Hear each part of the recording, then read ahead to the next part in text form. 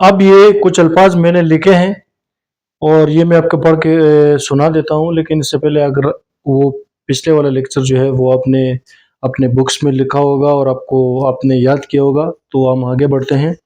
और इसमें मैं आपको ये जो अल्फाज है कुछ, ये मलेशिया, समझो कि मलेशिया ज़ुबान की जड़ है।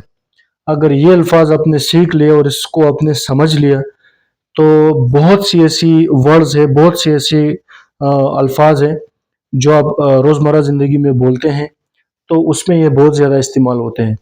तो ये अल्फाज अगर आपने सीख लिए, तो मैं मेरे अंदाजे के मुताबिक, या मैं जो समझता हूँ कि अगर ये अल्फाज आपके समझ में आ गए, तो 40 से 45% लैंग्वेज जो है वो आपने सीख लिया इसी 4-5 अल्फाज से।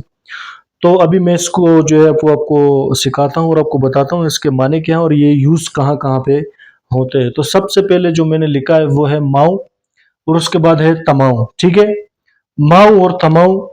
उसके बाद है बोले और तबोले। ठीक है, बोले और तबोले। और उसके बाद है सुडा और बुलुम।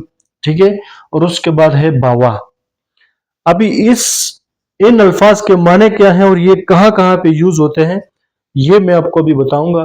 लेकिन इस अल्फाज को अब याद करें कि माऊ तमाऊ सेम है, लेकिन आपने ता को यूज करना है यहाँ पे। और ता में जो है इसमें भी के साइलेंट होता है। ठीक है, माऊ तमाऊ। ठीक है, और इसके बाद इसमें एक और लफ्ज जो है वो भी ऐड करते हैं। इसमें एक और अल्फाज है, वो है ना। ना और तना। ये मुझे अभी याद आया, ये ना में भी के साइलेंट है और तना में भी के साइलेंट है। अभी इसका मतलब क्या है मैं आपको समझाता हूं। माऊ का मतलब है चाहिए। माऊ का मतलब है चाहिए। ठीक है, चाहिए। माऊ का मतलब है चाहिए।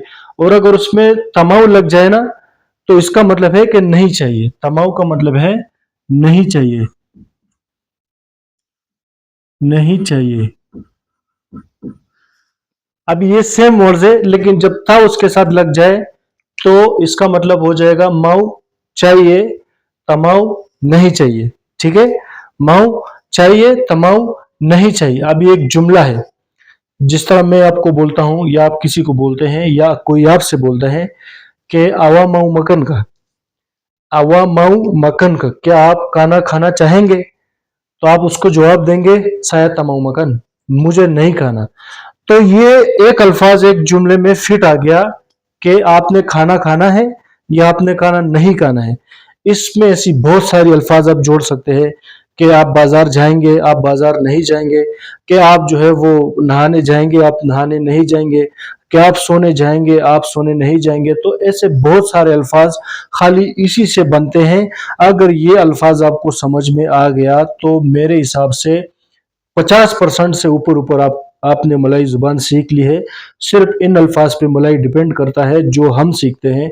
तो वो मैं आपको सिखा रहा हूँ कि ये जो अल्फाज है, अगर इसको आपने सीख लिया ना, तो आपने 50% मलाई जो है वो सीख लिया है। ठीक है, तो जिस तरह मैंने आपको जुमले बताए कि माऊ चाहिए, तमाऊ नहीं चाहिए, तो उसमें बहुत सारे ऐसे जुमले जोड़ सकते हैं आप, कि आप सोना चाहते हैं, आप सोना नहीं चाहते हैं। ठीक है, आप काम पे जाना चाहते हैं, आप नहीं जाना चाहते। जिस तरह मैं अभी बोल रहा हूँ कि साया माऊ पिगी गिरजा, साया माओ पिगी गिरजा, मैं काम पे जा रहा हूँ। ठीक है, और मैं ये भी बोल सकता हूँ कि साया तमाओ पिगी गिरजा, मैं काम पे नहीं जाना चाहता। तो ऐसे बहुत सारे अल्फाज है जो आप इसके साथ आराम से जोड़ सकते हैं, और ये मलाई जुबान की जड़ है। अगर इन अल्फाज को आपने सही से सीखा, तो आपको बहुत सारे जो है वो अल्फाज जो है वो बहुत सारे जो रोजमर्रा के लोग यहाँ पे बोलते हैं वो आपको समझ आएंगे। इसी तरह सेम बोले और तबोले। बोले का मतलब है हो सकता है। ठीक है, बोले का मतलब है हो सकता है, और तबोले का मतलब है क्या? ता जब आ गया तो क्या हुआ? नहीं हो सकता। ठीक है, बोले का मतलब है हो सकता है और तबोले का मतलब है नहीं हो सकता।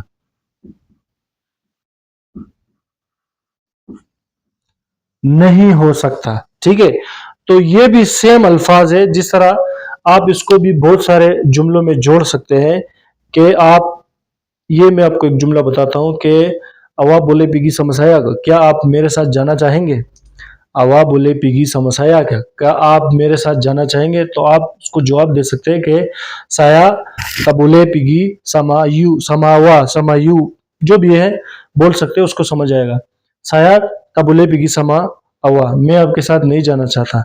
या आपसे कोई पूछ सकते हैं कि अवा बोले बुआ नहीं किरजागा, क्या आप ये काम कर सकते हैं? अवा बोले बुआ नहीं किरजा, क्या आप ये काम कर सकते हैं? तो आप जवाब दे सकते हैं कि साया तब बोले बुआ नहीं किरजा, मैं ये काम नहीं कर सकता। तो हो सकता है और नहीं हो सकता, ये भी बहुत सारे जुमलों में आप जोड़ सकते हैं। जिस तरह मैंने आपको 2-3 जुमले बताए, इसको भी आप जोड़ सकते हैं बहुत सारे जुमलों में।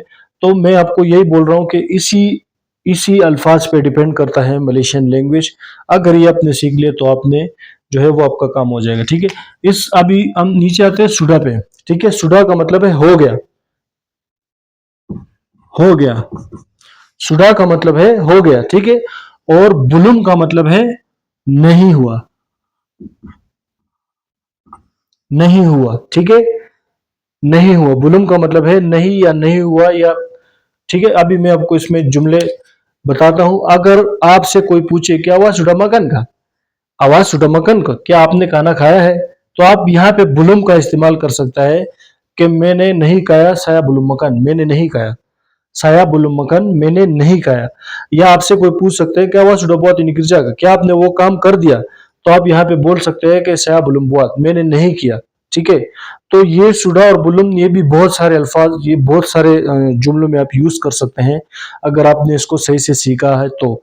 इसका मतलब है हो गया, जो भी काम आप करते हो, जो भी हो गया, जो भी, जिस तरह आपने आपसे, अगर आप, आपका बॉस आपसे पूछता है कि आपने पाकिस्तान पैसे भेजे, कि आवाज सुडहान तरवंग जगह पाकिस्तान का, आवाज सुडहान तरवंग जगह पाकिस्तान, क्या आपने पाकिस्तान पैसे भेजे? तो आप उसको बोल सकते हैं। अगर कुछ भी नहीं आता तो आप बुलम बोल दे, वो समझ जाएगा, ठीक है। अगर कोई आपसे कुछ भी बोलता है जिसमें सुडा का लफ्ज आता है और आपसे नहीं हुआ या आपने किया नहीं है, तो आपको अगर कुछ भी नहीं आता, आप सिर्फ बुलम का यूज करके उसको समझा सकते हैं कि मैंने भी नहीं किया। ये बुलम ऐसा पावरफुल वर्ड्स है ना, कि अगर आपसे कोई भी सवाल पूछे और उसमें सुडा का लफ्ज आता हो, सुडा, ठीक है। कोई भी सवाल आपसे पूछे और उसमें सुडा का लफ्ज आता हो, तो आपने सिर्फ और सिर्फ, अगर आपको कुछ भी नहीं आता, आपने सिर्फ बुलुम का इस्तेमाल करके उसको समझा देना है कि मैंने नहीं किया या मुझसे हुआ नहीं है या अभी तक हुआ नहीं है। कुछ भी काम हो, कोई भी सवाल हो जिसपे सुडा का लफ्ज आता हो, तो आप बुलुम का यूज करके, अगर आपको कुछ भी नहीं आता तो आप बुलुम का यूज करो, उसको समझ आ जाएगा कि इसने अभी तक किया नहीं है, ठीक है। तो ये भी आपको समझेगा। अभी ये बावा, ये लफ्ज अकेला है, ठीक है। इसका मतलब है बावा। इसके 3-4 मतलब है जो मैं आपको भी बताऊंगा। इसका बावा का मतलब है नीचे, ठीक है। एक इसका मतलब है नीचे, एक इसका मतलब है चलाना, जैसे मैं आपको बताऊंगा फिर, चलाना, ठीक है। इसका मतलब है चलाना। और एक और इसका मतलब है लाना, लाना, ठीक है। ये मैं आपको अभी इसमें यूज करता हूं कि अगर कोई आपसे, अगर आपके हाथ में कोई चीज है और वो आपको बोलना चाहता है कि आप नीचे रखो, तो आपको कैसे बोलेगा? तारो बावा, नीचे रखो, तारो बावा, नीचे रखो। बावा का लफ्ज कहाँ कहाँ पे यूज होता है वो मैं आपको बताता हूँ। अगर कोई आपको बोलता है कि ये आपके हाथ में जो है वो नीचे रखो, तो वो आपको बोलेंगे तारो बावा, नीचे रखो, तो नीचे का यूज हो गया, ठीक है। अभी अगर आपको कोई बोलता है कि क्या आप गाड़ी चला सकते हैं, तो उसमें भी बावा का यूज होगा। वो आपसे पूछेगा, अवा बोले बावा करी था, क्या आप गाड़ी चलाना जानते हो? अवा बोले बाबा करीता, क्या आप गाड़ी चलाना जानते हो? तो ये चलाना भी उसी में आ गया, ठीक है। बाबा का मतलब है गाड़ी चलाना। अगर आप गाड़ी चला सकते हो तो ये बाबा यूज होगा। अवा बोले बाबा करीता, ठीक है। और लाना भी है। अगर आपसे कोई पूछे कि यार मुझे वो चीज लाना है, या उधर उधर एक चीज पड़ा है, तो आप उसको बोल रहे हो कि यार, जैसे कि वहां पे आपका मोबाइल पड़ा है, तो आप किसी को बोलेंगे कि यार तुलंग बाबा साहेब में हैंडफोन, तुलंग बाबा साहेब में हैंडफोन, मेहरबानी करो मेरा फोन लेके आओ। तो बावा इसमें भी आता है। तो इसीलिए मैं आपको बोलता हूं कि ये जो अल्फाज है, ये मलाई की जड़ है, ठीक है। आप इसको सीखे, इंशाल्लाह मैं गारंटी से कहता हूं कि अगर आप इन अल्फाज को सीखते हैं तो आपको आधा मलाई समझ में आ जाएगा, ठीक है। अभी लास्ट जो हमारे पास है ना और ताना, ये माऊ और तमाऊ और ना और तना का जो है वो बिल्कुल सेम सिचुएशन है, ये बिल्कुल सेम वर्ड्स है, लेकिन कोई जो है वो ना को यूज करता है और कोई जो है माऊ को यूज करता है। जैसे मैं कहता हूं कि saya ना makan, मैं खाना चाहता हूं, ठीक है, मैं खाना खाना चाहता हूं, तो सेम मैं ये भी बोल सकता हूं कि saya mau makan, मैं खाना खाना चाहता हूं। तो ये और ये जो लफ्ज है इसका भी मतलब सेम है, ना का मतलब है चाहिए, ठीक है, और नहीं चाहिए। अब ये आप पे डिपेंड है कि आप इसको किस तरह यूज करते हो, किस तरह इसको यूटिलाइज करते हो, ये आप पे डिपेंड करता है। इसका सेम मतलब है कि अगर कोई खाना चाहता है तो वो यही बोल सकता है कि saya mau makan या saya ना makan, ठीक है। ये सेम अल्फाज है, सेम आप इसको अगर माउ यूज कर सकते हो या जो है वो ना यूज कर सकते हो कहीं पे, तो दोनों अल्फाज एक ही है, समझ आ जाएगा सामने वाले को कि ये क्या कहना चाहता है, ठीक है। तो ये ना और तना और मा और तमाऊ ये दोनों जो है सेम अल्फाज है, ठीक है। तो जो मैंने आपको कहा था कि के जो है मलेशिया लैंग्वेज में बहुत सारी जगह पे जो है वो साइलेंट होगा, तो आप देख सकते हैं कि के यहाँ पे बोले और तबोले, माऊ तमाऊ, ना तना, ठीक है।